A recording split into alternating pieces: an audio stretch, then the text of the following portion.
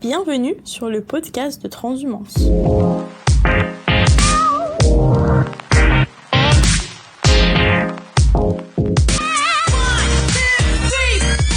Aujourd'hui, nous nous retrouvons pour un nouveau numéro présenté par Claire Courroyer. Bonjour et bienvenue sous l'arbre à palabres. Ce nouvel épisode est consacré à une action importante que notre société moderne et égocentrée oublie tous les jours de nous rappeler, servir la communauté. Nos vies ne peuvent pas servir uniquement à prendre sans jamais donner, ou donner si peu que cela est insignifiant au regard de ce que nous prenons, un peu comme notre défi planétaire d'aujourd'hui. Connaissez-vous votre juste place pour agir de manière éclairée ? C'est-à-dire être capable de distinguer l'humain que vous êtes et votre fonction pour donner exemple. Marc Aurèle disait « Que la force me soit donnée de supporter ce qui ne peut pas être changé et le courage de changer ce qui peut l'être, mais aussi la sagesse de distinguer l'un de l'autre. » Empereur philosophe, Marc Aurèle dirige l'Empire romain à son apogée et médite sur la condition humaine. L'unité de l'action et de la pensée est le fondement même de la doctrine stoïcienne telle qu'il l'incarne. Il écrit un ensemble de pensées qu'il tient à la main comme une philosophie portative. Car si nous ne sommes pas maîtres des choses, au moins le sommes-nous pour notre pensée et notre jugement. L'univers tout entier peut être comparé à une cité. Cette cité universelle que Marc Aurèle appelle alors la cité de Zeus et qu'il tient pour la plus vulnérable des cités et des gouvernements, se traduit par une inclination naturelle de l'homme envers ses semblables. Cette sociabilité naturelle est à l'origine des sociétés humaines et invite chacune et chacun d'entre nous à tisser des liens d'amitié avec le genre humain tout entier, parce que chacune et chacun a une place qu'il convient de découvrir et d'accomplir. Il appartient à chacun de nous de jouer son rôle dans la cité universelle pour entretenir la sociabilité naturelle qui existe entre nous. On peut aussi appeler cette universalité le bien commun.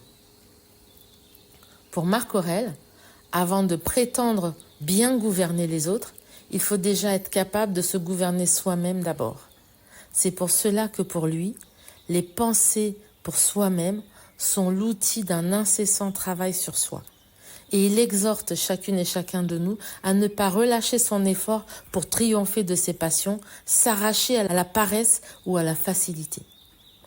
Et avant de vouloir changer les autres, il faudrait déjà apprendre à se changer soi-même. Pour servir la communauté, il convient de bien distinguer ce qui dépend de nous et ce qui échappe à notre pouvoir d'agir. Ce qui dépend de nous, ce sont nos jugements, nos tendances, nos désirs, nos aversions, en un mot, toutes les œuvres qui nous appartiennent. Ce qui ne dépend pas de nous, c'est notre corps, car oui, notre corps appartient à lui-même, comme la richesse, la célébrité, le pouvoir. En un mot, toutes les œuvres qui sont externes à nous et que beaucoup confondent avec l'interne. Si nous ne pouvons pas faire que ce qui arrive n'arrive pas, ni échapper à notre condition et cesser d'être mortel, par exemple, notre attitude à l'égard de l'événement dépend en revanche de nous-mêmes. Nous sommes toujours maîtres de notre pensée, de notre jugement. Changer, c'est d'abord changer le regard que nous portons sur les autres et sur les choses. C'est changer la représentation que nous avons des événements. Et savoir que nous n'avons pas le pouvoir d'agir sur tout nous aide à gagner en humilité. En d'autres termes, servir la communauté revient à comprendre le cadre et les conditions dans lesquelles nous agissons pour le faire avec justesse et efficacité. Et cela passe par trouver notre juste place pour accomplir le rôle qui nous revient en tant qu'une partie d'un tout plus grand que nous. Car avant de se mettre au service des autres, il faut d'abord savoir se mettre au service de soi-même. Il faut ainsi apprendre préalablement et continuellement à se connaître soi-même. Servir la communauté, c'est aussi revisiter notre effort du vivre ensemble, autrement appelé contrat social, car comment faire société en dépit de l'insociable sociabilité humaine? Et avec ce que nous observons dans le monde, la phrase du philosophe Thomas Hobbes, écrite au XVIIe siècle, résonne avec une étrange modernité.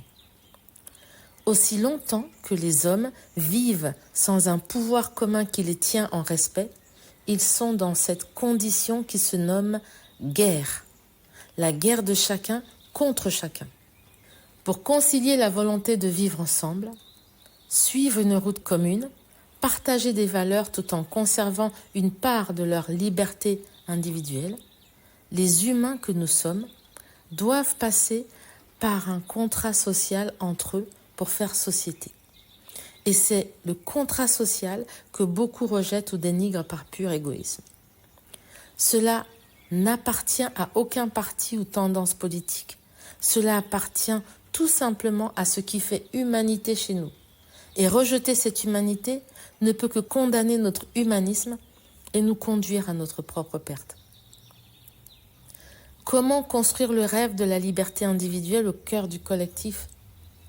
Comment trouver une forme d'association ou d'organisation qui défende et protège de toute la force commune la personne et les biens de chacun, tout en conservant de la liberté individuelle à tous ? Cette question émane de la réflexion de Jean-Jacques Rousseau qui nous rappelle que dans notre aptitude à servir la communauté, chaque individu peut exprimer une volonté politique, non pas au sens des partis, mais au sens des citoyens que nous sommes. Et c'est par le vote et par nos décisions engagées de tous les jours que nous répondons en partie au service de cette communauté, à condition de ne pas en devenir despote une fois que nous accédons au pouvoir de décider pour un plus grand nombre. Si l'on transpose cette notion de servir la communauté dans le monde des entreprises, on pourrait se demander ce que signifie alors qu'être leader. En restant dans cette configuration de service, un vrai leader placerait ainsi l'intérêt des autres au moins au même niveau que ses propres intérêts. Comment vous situez-vous sur ce point ? J'ai compris il y a quelques années que servir les autres au sens noble du terme apporte plus de force que de vulnérabilité. Pourtant, beaucoup de dirigeants s'inscrivent encore dans l'exact inverse et craignent de fait leur vulnérabilité au lieu de l'accueillir. Pour beaucoup d'individus, de dirigeants ou non, embrasser ces vulnérabilités paraît risqué. Alors une question. Comment faites-vous au quotidien pour accroître votre capacité à servir ? Servir, c'est accepter la vulnérabilité qui est souvent méprisée ou considérée comme un signe de faiblesse. Et en tant que société, nous avons beaucoup de chemin à faire pour améliorer les choses. Et pour servir la communauté, nous avons un double exercice particulièrement difficile à mener. Celui du devoir de mémoire d'une part, et de savoir oublier le passé pour se donner la possibilité d'un avenir d'autre part. Ces deux mouvements en apparence contradictoires ne se situent pas sur les mêmes dimensions et sont donc très complémentaires. Le devoir de mémoire est d'abord facteur de progrès et nourrit la volonté de préparer l'avenir. La connaissance du passé permet d'anticiper sur les effets possibles de tel ou tel événement. En effet, si on se souvient de ses erreurs, on les répète moins. Les leçons du passé sont ainsi collectivement et individuellement utiles, aussi bien au sens large de notre société qu'au sein des organisations lorsque l'on fait des erreurs et lorsque l'on fait des retours d'expérience. Une fois cette première pierre posée, apportons la deuxième pour dire qu'il faut aussi savoir oublier le passé pour se donner la possibilité d'un avenir. Oublier le passé ne signifie pas oublier l'histoire avec un H majuscule. Mais faire le lien entre la mémoire et l'avenir n'est pas suffisant pour se donner un futur, car le rapport au passé est souvent à la fois négatif et réactif. Nous sommes parfois traumatisés par certains événements et ne voulons pas qu'ils se reproduisent, mais une mémoire traumatisante peut nous empêcher d'évoluer. Une mémoire mortifère sur ce que nous avons mal fait, par ce qui nous a fait du mal ou par l'exemple de ce qui a été mal réalisé, peut nous paralyser et nous empêcher de nous projeter. La mémoire de nos fautes ou des fautes de nos parents implique souvent la culpabilité et la mauvaise conscience. Cette mémoire, même si elle donne de la lucidité aux choses, nous enlève de la force et réduit l'enthousiasme indispensable à la création et à la créativité. C'est une des raisons pour laquelle il est si difficile de défaire ou de déconstruire ce qui nous a marqué, ce que l'on a construit. Et l'ego exacerbé ne peut être qu'un frein supplémentaire à cette œuvre difficile qu'est la déconstruction et qui nécessite une montagne d'humilité. Construire et maintenir cet équilibre instable entre le trop et le pas assez de mémoire et d'oubli est un grand défi humain. Trop de mémoire paralyse, nous fait regarder en arrière et freine l'invention et la créativité. Et pas assez de mémoire rend fragile et incertain.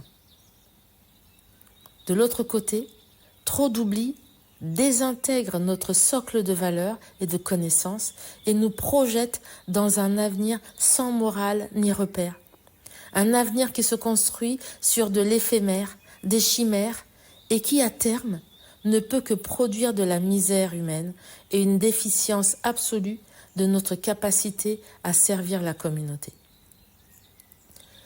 Il revient donc à chacune et à chacun de nous et à tous de réinterpréter le passé individuel et collectif pour permettre d'inventer un futur à la fois enraciné et détaché de celui-ci. Et réinterpréter le passé ne veut pas dire le nier, mais d'en faire une donnée et rien qu'une donnée. Servir la communauté, c'est se réunir dans un projet commun fondé sur l'accomplissement d'une idée partagée. Et même si les passions des hommes empêchent la constitution et la réalisation d'un projet commun qui ferait histoire, le devoir de chacune et chacun de nous devrait être de s'inscrire dans la préservation de cette idée même que nous avons un bien commun et que nos destins sont liés quoi que nous fassions et qu'ensemble, nous avons une histoire permanente à écrire. Voilà, cet épisode est maintenant terminé. Et pour l'heure, je vais justement prendre une petite pause sous l'arbre à palabres pour que j'aie le temps de me consacrer à servir la communauté autour d'un grand projet que je nourris depuis plusieurs années et pour lequel le moment est venu pour qu'il voie le jour. Ce projet s'appelle Holoterra. Et il est possible, si vous m'écoutez et me suivez, que vous en entendiez parler dès la semaine prochaine et tout au long de ce mois de mars. Et j'espère que ce ne sera qu'un début. Nos épisodes reprendront début avril avec une diffusion qui se voudra dorénavant mensuelle car cela prend du temps d'écrire pour vous partager ces réflexions et pensées tout en étant sur le front de nombreuses autres activités qui s'intensifient. Et comme j'ai envie de bien vous servir et de m'impliquer à vous proposer des récits de qualité, il faut savoir prendre un temps de respiration pour revenir en étant encore plus inspiré avec de nouvelles histoires captivantes. Enfin, si vous voulez explorer ce que serait votre juste place en lien avec vos ressources naturelles, je serai ravie de vous éclairer sur ces aspects qui composent votre personnalité et qui vous permettent de prendre des décisions éclairées sur la façon et l'endroit où vous créez le plus de valeur pour vous et pour les autres, tout en étant dans le plaisir de la performance collective et individuelle. Je vous souhaite un très bon mois de mars à vous tous et vous donne rendez-vous au mois d'avril pour le prochain épisode. Et d'ici là, portez-vous bien sous l'arbre à palabres. Merci. Nasomo.